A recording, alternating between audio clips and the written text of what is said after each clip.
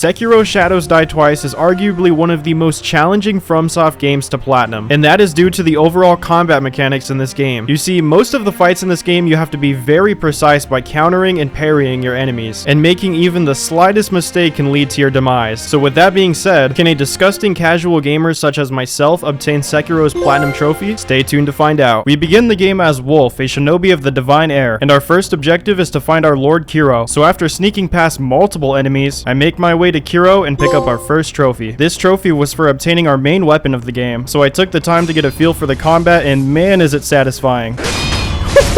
Oh my gosh. Moving on, we run into the first main threat of the game, Genichiro Ashina, and you'll see how this plays out. Alright, this guy looks lethal. I do not have the combat down. Oh, I just got... Okay, that was supposed to happen. And there goes our arm. Genichiro easily wins the battle and takes our Lord Kiro with him. We then wake up from our defeat with this sick new prosthetic arm that has been made for us by this guy, the sculptor. The sculptor is very important as he provides upgrades and new tools for our prosthetic arm that we can use later. Shinobi prosthetic. It was now time to begin our journey and find Kiro. And here is my first official encounter with a mini-boss. There are several mini-bosses in this game, and we'd have to defeat almost all of them for an item called a prayer bead, which you need to upgrade your health. And if you happen to get hit a lot like I do, upgrading your health is mandatory. No! I'm dead. Oh my gosh. After taking my first death, Kiro grants us the power of resurrection. I'm gonna resurrect on you though. Watch this. And we got a trophy for that. Oh wait, don't let me die again. Let me tee up on you. Oh, let's go. With the mini boss down, I pick up my prayer bead and a gourd seed, which is used to level up our flask. This game is smooth sailing so far. I then come across another trophy for simply just talking to this merchant. Memorial Mob. And from this point on, the mini bosses just got crazier and crazier. Oh, we just got yeeted across the whole map. But a resurrection and a few slices later, this ugly ogre goes down. Here we make it to this lovely open area. Surely nothing could go wrong. Oh, that's a big dude. Alright, Gobu Oniwa, the first proper boss fight. And although he looks very intimidating, this is definitely one of the easiest fights in the game. The strategy for phase 1 is very simple. Dance around the boss while spamming R1 attacks for an easy death blow buildup without getting cut in half by his giant spear. Yes! First phase. And the second phase is even easier. Wait for the boss to ride away to where you can grapple towards him, get some damage in, back up, and repeat. Hey, disconnected! Why are you running into the wall, dummy? What are you doing? No, I'm gonna get hit by the big thing. Okay, he's half health. So far, my strategy was working flawlessly. If I can keep this up, I would get the W. Nice and easy. This game's all about patience. Patience and time. Patience and time, baby. There we go. Oniwa is down. Get off the horse. I'm sorry, horsey. Oh no, that's actually sad. We got the trophy though. Masataka Oniwa. With Oniwa defeated, we can upgrade our attack power by confronting a memory of him. In other words, using his boss soul to gain strength. And with a few other mini bosses down, I was able to create my first prayer bead necklace, which increased my overall health and posture meter. So with that established, I defeated mini boss after mini boss after mini boss, trying to get as strong as possible for the future fights. And thankfully I did this now because this next fight was brutal. We finally come across Kiro, and of course he's with Genichiro. Now Genichiro's first phase is pretty manageable as there are many opportunities for you to get hits in. Also by using the Mikiri counter on the charge up attacks, you can drastically build up his posture meter, which will then lead to an easy death blow. Okay, first phase is done. There goes his first phase. What is he gonna pull out now? Now luckily his second phase plays out exactly the same. Dodge his attacks, get in damage whenever you can, and repeat. But of course this had to happen. No! So close. Oh my god, he was literally one shot. I'm gonna break everything in my studio. This wouldn't be a proper Mac attack video without me fumbling somehow, but second time's the charm. Now here's where I thought the fight was over until Genichiro decided to pull this out. There is a third phase. Oh my god. This time around he is far more aggressive and has a lot more moves, like the ability to use freaking lightning now, which can be deflected if your timing is right, but I stuck to my roots and just spammed R1 whenever I could, although this probably wasn't the best strategy. No! Oh my, that was so close. Back to the first phase all over again. This is crazy, dude. Oh my dude, same spot. Yeah, I died a lot, but without giving up, several attempts later, this happened. Come on, this is it. This is it. I did it. Oh my gosh. I actually pulled that off. No way. Come on. Get him. Boom. No way.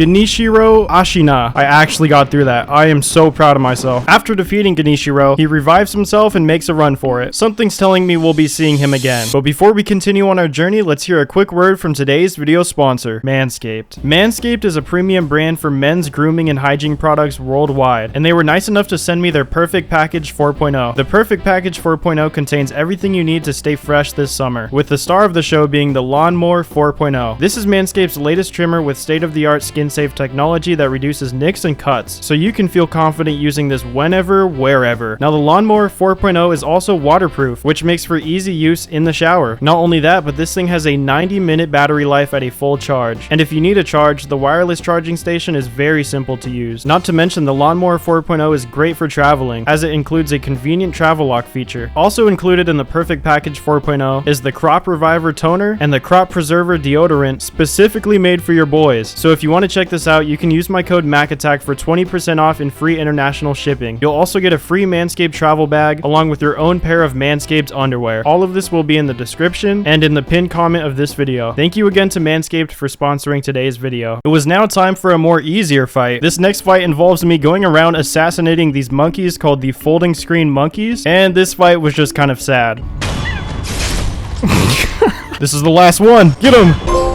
Folding screen monkeys. That was simple, but the monkeys would get their revenge with this next fight, the Guardian Ape. The best thing to do for this fight is to use Divine Confetti to boost your damage and hope for the best. Oh my god, he's rolling around like a freaking angry baby. Die. We did it. Guardian Ape is down. And of course, this happens. Oh my god, there's another phase. The second phase is where the real fight begins, as the ape is very aggressive this time, swinging his sword in every direction just to take you out. There is also a screaming attack this boss will do, and if you don't have a certain item called a pacifying agent, you will die. So with that said, I tried my best to get behind the boss and smack up that big old monkey booty. Come on, don't get greedy. Do not get greedy! Back up, come on. Yes! He's dead. On my second try, the Guardian Ape goes down. Guardian Ape trophy. Holy crap. But this isn't the last of the Guardian Ape that we would see. I'd have to defeat the Guardian Ape after this again, but this time he has a friend. This game is truly brutal. But luckily this fight isn't too bad if you have the correct buffs to use. If you use a Yashiraku Sugar, Divine Confetti, and a pacifying agent, you can drop down and make quick work of the first ape. And if you're quick enough, you can end the fight without even having to worry about the second ape. Come on, there we go. Just have to spam the headless ape and we got it. Yeah, your friend's dead. You're a failure. And after finishing off the Guardian Ape for good, we get the trophy.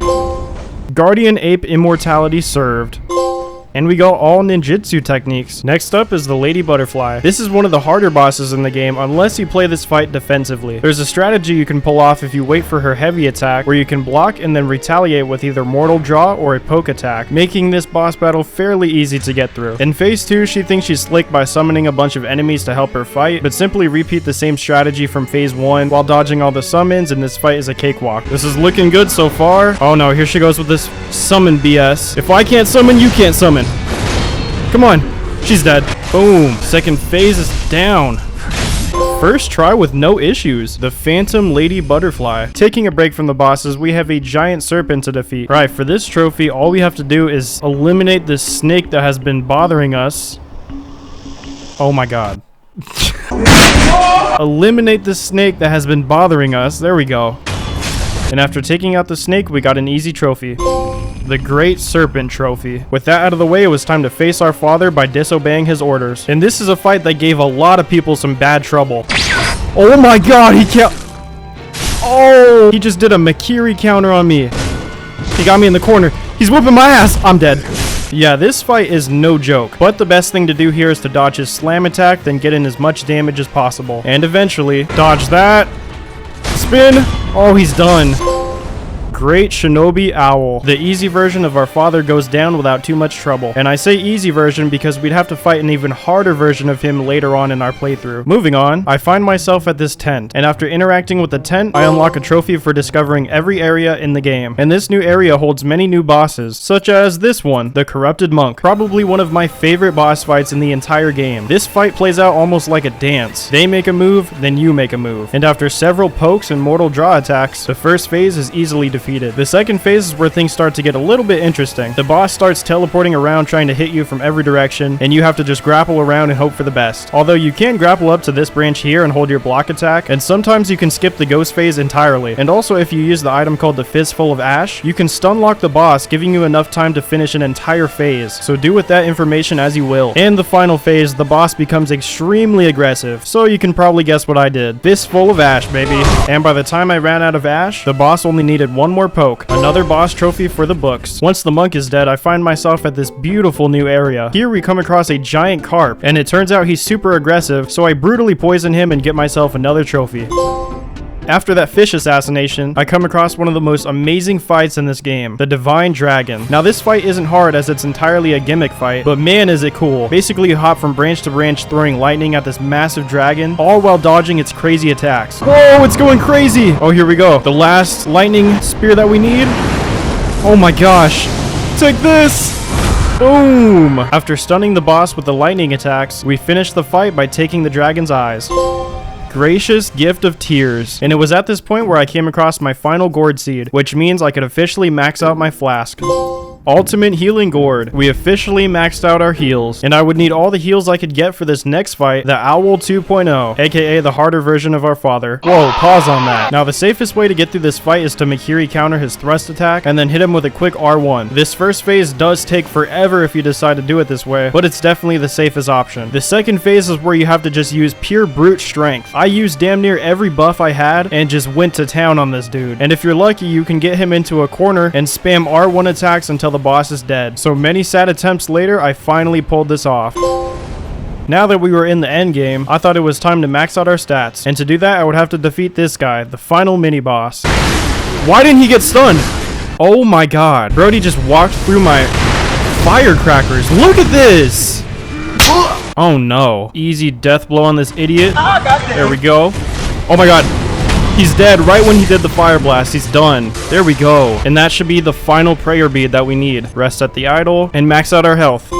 Peak physical strength. Moving on, we have this fight. The old Demon King? Oh my gosh. The Demon of Hatred. Okay, close enough. The hitbox on this guy is garbage. Okay, phase 1 is done. Wow. Demon of Hatred. More like the old demon of falling off an 1,800-foot cliff. But guys, I promise I went back and fought him on my other playthroughs. Totally didn't cheese him every time. Bullshit! And now it's time to face the final boss of this playthrough. And you probably already guessed who it is. Ganishiro is back for the smoke. But after a few Mikiri counters, Ganishiro goes down almost instantly. It was after defeating him where we find out who the final boss of the game really is. Ishin the Sword Saint. Oh my god. A total of 4 phases. What are we playing? In this fight was my biggest obstacle throughout this entire platinum journey, mostly because I had to learn every single phase before properly fighting this boss. For Ishin's first phase, I found that being aggressive was the best way to go about it. Also, by baiting out his light attacks, you can find an opening to use Mortal Draw, and doing this will drastically build up his posture meter. There we go, first phase.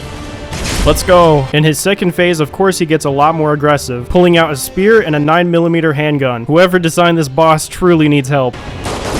Oh my god, he pulled out the 9! What the hell? Bro's getting his get back. This second phase is also where I started to rethink my life decisions. I don't think I can't do this. I literally can't do 4 phases. That's crazy. So the next day I got back on and finally figured out a strategy. By waiting for Ishin to slam his spear, you can get behind him and use some mortal draw attacks. Alright, backstep twice after the big one. Backstep twice after the big hit.